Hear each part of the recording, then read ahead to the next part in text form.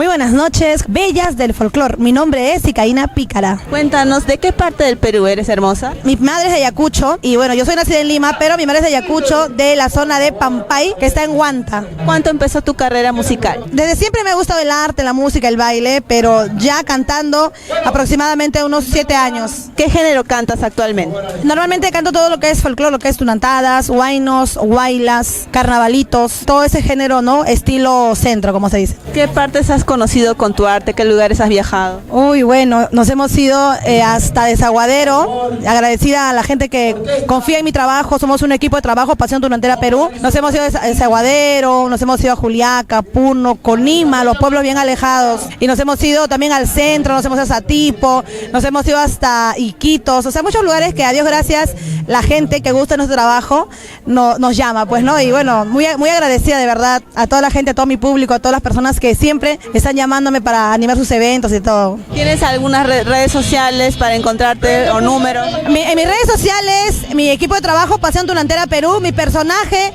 Sicaína Pícara, en el Facebook, TikTok, Instagram. Número, por favor, para contactarte. Claro que sí, a mi número 961-207-595, cualquier cosita, tu amiga Sicaína Pícara. Muchas gracias. Bellas del Folclor. No se olviden seguir la página Bellas del Folclor en todas las redes sociales. Por ahí salen más entrevistas de nuestros amigos artistas. Muchas gracias a la página Bellas del Folclor.